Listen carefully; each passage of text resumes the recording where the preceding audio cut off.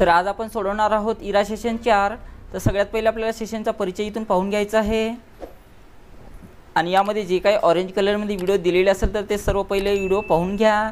त्यानंतर आपल्याला knowledge check सोडवायचं आहे। यामधलं पहिलं तर नॉलेज चेकमध्ये जा आणि इथून स्टार्ट करायचं आहे।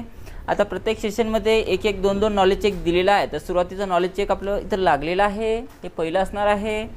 यामध्ये बघा पहिला प्रश्न विचारलेला आहे ISP म्हणजे काय म्हणतात। तर ISP म्हणजे काय असते बघा, तर इंटरनेट सर्व्हिस प्रोव्हायडर आहे, म्हणून याचं उत्तर ऑप्शन नंबर 4 असणार आहे।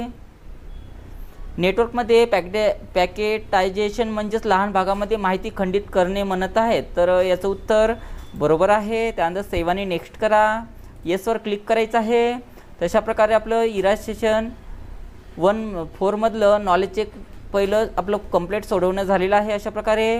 त्यानंतर आपल्याला टायपिंगचे स्किल्स यामध्ये पाहून घ्या आणि ते पाहिल्यानंतर आपल्याला नॉलेज चेक 2 सुद्धा सोडवायचा आहे।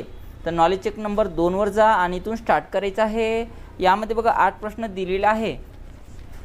तर पहिला प्रश्न, तुमच्या सिस्टीममधील डेट आणि टाईम म्हणजे तारीख आणि वेळेसाठीची सेटिंग बदलण्यासाठीचा पर्याय तुम्हाला कुठे सापडेल म्हणत आहे, तर कोणत्या ठिकाणी ते असणार आहे, तर ते सर्व आपल्याला कंट्रोल पॅनल या ऑप्शन्समध्ये ते असणार आहे, म्हणून याचं उत्तर ऑप्शन नंबर 3 आहे। त्यानंतर 7 नेक्स्ट करा।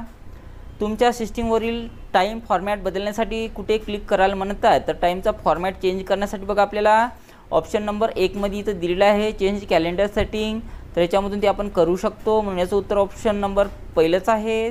आणि त्यानंतर आपलं उत्तर सबमिट करा। वारंवार वापरल्या जाणाऱ्या फाईलचा तुमच्या डेस्कटॉपवर शॉर्टकट तयार करण्यासाठी कोणता पर्याय तुम्हाला मदत करेल म्हणत आहे, तर कोणता पर्याय आपल्याला मदत करणार आहे, तर बघा डेस्कटॉप क्रिएट शॉर्टकट हा आहे, त्याचं उत्तर असणार आहे ऑप्शन नंबर 3। तर त्यावर क्लिक करा आणि त्यानंतर सेवाने नेक्स्ट करा। तुम्हाला नवीन फाईलचा शॉर्टकट तयार करायचा असल्यास तुम्ही कुठे क्लिक कराल म्हणत आहात, तर नवीन फाईलचा शॉर्टकट तयार करायचं जर असेल तर आपल्याला ऑप्शन 3 मध्ये असलेले क्रिएट शॉर्टकट या ऑप्शन्सवर क्लिक करावं लागेल। तर ऑप्शन नंबर 3 वर क्लिक करा आणि त्यानंतर आपलं उत्तर सबमिट करायचं आहे। इथे दाखवलेल्या चित्रामधून शॉर्टकट फाईल ओळखा म्हणत आहेत। इथे दाखवलेल्या चित्रामधून आपल्याला शॉर्टकट फाईल ओळखण्यासाठी बघा त्या फाईलच्या खाली आपल्याला शॉर्टकटमधून नाव तिथं दाखवले जाईल, तर बघा डेली टाईम शॉर्टकट इथं नाव दिलेलं आहे, म्हणून याचं उत्तर ऑप्शन नंबर 1 आहे। आणि त्यानंतर 7 नेक्स्ट करा। शॉर्टकट फाईल तुम्ही कशी डिलीट कराल म्हणत आहे, तर नॉर्मली आपण जशी फाईल डिलीट करत असतो त्याच पद्धतीने आपल्याला ते डिलीट करायचं आहे। तर डिलीटचा ऑप्शन कोणत्या ठिकाणी दिलेला आहे बघा, या ठिकाणी दिलेला आहे, तर ऑप्शन नंबर 4 हे त्याचं उत्तर असणार आहे। आणि त्यानंतर 7 नेक्स्ट करा। विंडोज 10 मध्ये फाईल, फोल्डर अथवा प्रोग्राम अशा आयटमसाठी क्रिएट केलेल्या शॉर्टकटचे कार्य काय असते म्हणत आहे, तर त्याचं कार्य काय असते बघा, तर कोणत्याही आयटमसाठी सहज ॲक्सेस मिळतो हे त्याचं उत्तर आहे। त्यानंतर 7 नेक्स्ट करा। फाईल्स अथवा फोल्डर्स शॉर्टकट्स यांच्या बाबतीतले खरे विधान सिलेक्ट करा म्हणत आहे, तर खरं विधान कोणतं आहे बघा, तर जेव्हा आपण एखाद्या आयटमच्या शॉर्टकट क्रिएट करतो तेव्हा त्याची एक कॉपी क्रिएट केली जाते, तर हे त्याचं उत्तर आहे। आणि त्यानंतर 7 नेक्स्ट करा, त्यानंतर येस बटनावर क्लिक करायचं आहे। तर अशा प्रकारे आपलं नॉलेज चेक नंबर 2 झालेलं आहे।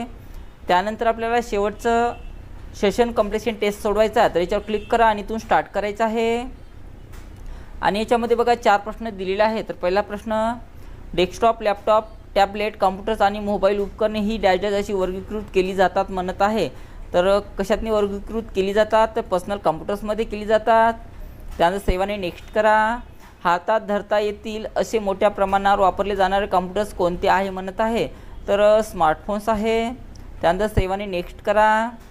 एक पर्सनल कॉम्प्युटर जो लहानसा, हलका आणि कमी शक्तिशाली आहे आणि ज्याला स्पर्श संवेदनशील स्क्रीन आहे त्याला डॅश डॅश असे म्हणत आहे, तर त्याला आपण टॅबलेट म्हटले जाते। त्यावर क्लिक करा आणि त्यानंतर 7 नेक्स्ट करा।